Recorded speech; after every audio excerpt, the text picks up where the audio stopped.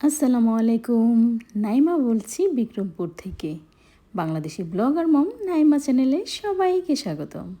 কে কোথা থেকে আমার ভিডিও দেখছেন তা তো আমার জানা নেই, তবে কাছে এবং দূরে দেশ ও দেশের বাইরে যে যেখান থেকে আমার ভিডিও দেখছেন আশা করছি সবাই আল্লাহর রহমতে অনেক ভালো আছেন। আমিও আলহামদুলিল্লাহ ভালো আছি।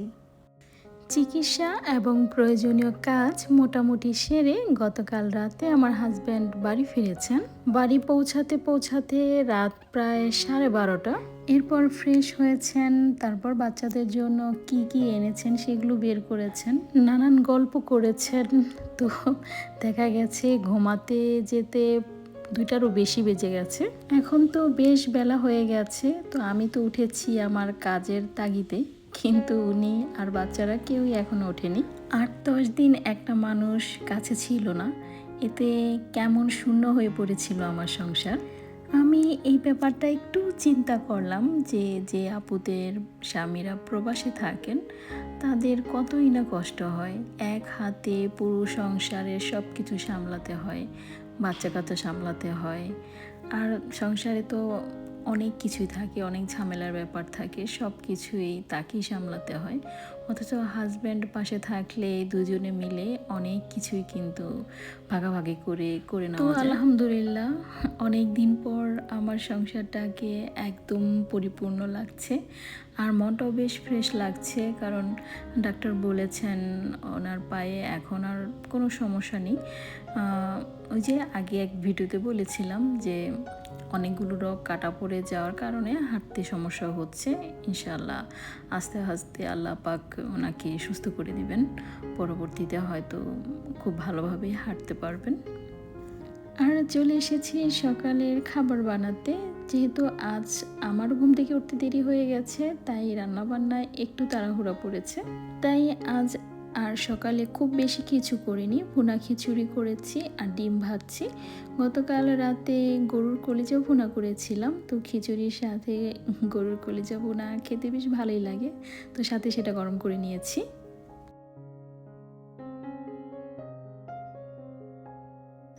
উনি যখনই দেশের বাইরে যান তো বাচ্চাদের জন্য প্রচুর খাবারের জিনিস আনেন, চকলেট, চিপস, জুস, তারপর ফলটা প্রচুর আনেন। তো এবার আমি একদমই নিষেধ করেছিলাম কিছু আনার জন্য, কারণ কেনাকাটা করতে গেলে হাঁটতে হয়, তো আর ওইখানে এমনিতেও প্রচুর হাঁটতে হয়, আর আমার হাজব্যান্ডের বেশি হাঁটাচলা করা একদমই নিষেধ। আর এই জন্যে বলেছিলাম কিছুই কেনাকাটা করার দরকার নেই, তোমার যা প্রয়োজনীয় কাজ সেটা করবে আর ডক্টর দেখাবে, বাস এটুকুই। কিন্তু বাবার মন সেটা কি আর মানবে? যতটুকু পেরেছেন ততটুকুই এনেছেন এবার। তারপরও আমি রাগ করেছি যে এত কিছু দরকার ছিল না। রাতেই বেশ কিছু খাবার যেগুলো বাচ্চারা পছন্দ করে সেগুলো বের করে নিয়েছে, এছাড়া বাচ্চাদের খেলনা, তারপর ফল, ওগুলো বের করে ফ্রিজে রেখে দিয়েছি। আর এখন কিছু কিছু জিনিস বের করে নিচ্ছি যেগুলো দরকার হবে। আমার জায়েরা আছে, তারপর দেবরের বাচ্চারা, ওদেরকে কিছু কিছু দিতে হবে। আর এই যে লাঠির মতো একটা জিনিস দেখতে পাচ্ছেন, এটা কিন্তু একটা বোতল। দারুণ না জিনিসটা? আসলে এটার মধ্যে হচ্ছে আখের জুস। তো একদম দেখতে আখের মতো করে লম্বা করে বোতলটা বানানো হয়েছে, আর এখানে আখের জুস দেওয়া হয়েছে। আর এই নুডলসগুলো খেতে ভীষণ মজা, তো আমার ছেলে বলে দিয়েছিল বাবা এগুলো বেশি করে এনো। তো আরেকবার এনেছিল, তখন 1 প্যাকেট এনেছিল, তো এবার ছেলের আবদারে 2 প্যাকেট এনেছে। লাগেজ থেকে এখন আমি কিছু কিছু জিনিস বের করে নিচ্ছি যেগুলো দরকার হবে আজকে বা কালকে, আর যেগুলো পরবর্তীতে দরকার হবে ওগুলো আর বের করে নেব না, ওগুলো লাগেজেই রেখে দিব। আর আমার প্রয়োজনীয় জিনিস বলতে কিশমিশ, কাজু বাদাম, যেগুলো আমার খুবই পছন্দের, তো এগুলো আমি আপাতত এখানেই রেখে দিচ্ছি। এগুলোর জন্য আমার জার আনতে হবে, যেগুলো এয়ারটাইট জার, যেগুলো নষ্ট হবে না রাখলে, তো ওগুলো আনার পর তখন আমি প্যাকেট খুলে ওগুলো রাখবো। অথবা ফ্রিজেও রেখে দেওয়া যায়, ফ্রিজে রাখলে অনেক দিন ভালো থাকবে, কিন্তু ফ্রিজের বাইরে রাখলে অবশ্যই এয়ারটাইট কোনো কন্টেনারে রাখতে হবে, নয়তো এগুলো অল্প কয়েকদিনেই নষ্ট হয়ে যাবে। এদিকে আমার ছেলে একদম ঈদের দিনের মতো আনন্দে আছে, বাবা এসেছে কাছে আর কি, এত আনন্দ আকাশে বাতাসে। এদিকে আমি দুপুরের জন্য রান্না করছিলাম। গতকাল মুগ ডাল রান্না করেছিলাম, সেগুলো একটুকু খাওয়া হয়নি, দুই ছেলে মেয়ের একজনেও একটুও পাতে নেয়নি, তো সেগুলোই আমি আবার গরম করে নিয়েছি। এদিকে ইলিশ মাছ আলু বেগুন দিয়ে রান্না করেছি, ইলিশ মাছ ভাজা করেছি, মিষ্টি কুমড়া ভাজি করেছি, আর এই যে গতকালের মুগ ডাল। আর এই ছিল আজকের দুপুরের আয়োজন। আলহামদুলিল্লাহ।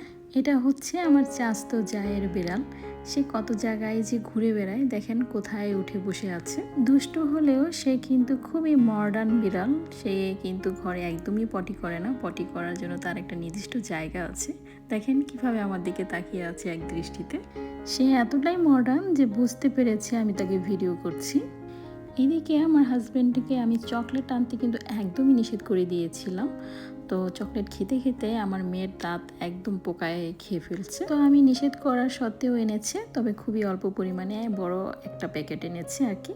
তো সেগুলোই 3টা ভাগ করা হলো, আমার 2 দেবরের বাচ্চাদের জন্য 2 ভাগ আর আমার বাচ্চাদের জন্য 1 ভাগ।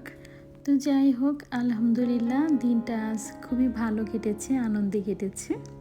ওই যে বললাম, সংসারটা আজ অনেক দিন পর একেবারে পরিপূর্ণ মনে হচ্ছে।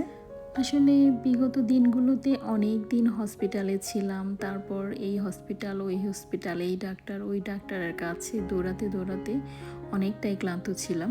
এছাড়া আমার হাজব্যান্ডকে এত অ্যান্টিবায়োটিক আর ইঞ্জেকশন পুশ করা হয়েছে যে সে কারণে তার প্রেশারও অনেক বেড়ে থাকে। তো সব মিলিয়ে এমনিতেই তাকে নিয়ে অনেক টেনশনে থাকি, তো কাছে থাকলে একটু শান্তি লাগে আর কি, আর দূরে থাকলে তো টেনশন আরও বেড়ে যায়। তো যাই হোক, বিকেলবেলা নিজের একটু ক্রিয়েটিভিটি দেখানোর চেষ্টা করছি আর কি।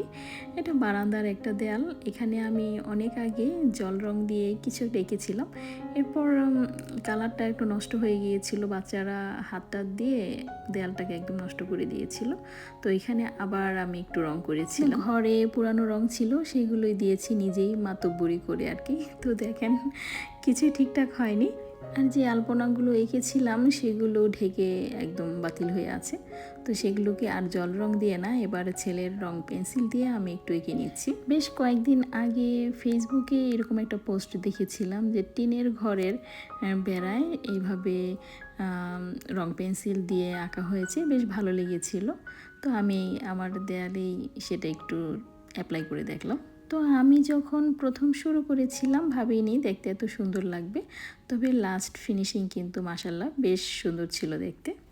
আমার ঘরের খাটের পাশের দেয়ালটাও সেম একই অবস্থা হয়ে আছে, তো মনে মনে ভাবছি ওইটাকেও আমি এভাবে একটু ঠিক করে নিব। আর এই ড্রয়িংটা আপনাদের কাছে কেমন লাগছে সেটা কিন্তু অবশ্যই আমাকে জানাবেন। আর ভিডিও দেখতে দেখতে ভিডিওর কোনো অংশ যদি এতটুকু ভালো লেগে যায় তাহলে প্লিজ একটা লাইক দিতে ভুলবেন না। এই ধরনের আরও ডেইলি লাইফস্টাইলের সুন্দর সুন্দর ভিডিও দেখতে আমার চ্যানেলটাকে অবশ্যই সাবস্ক্রাইব করে রাখবেন। আজ এই পর্যন্তই, সবাই অনেক ভালো থাকবেন, আমার জন্য দোয়া করবেন। আল্লাহ হাফেজ, আসসালামু আলাইকুম।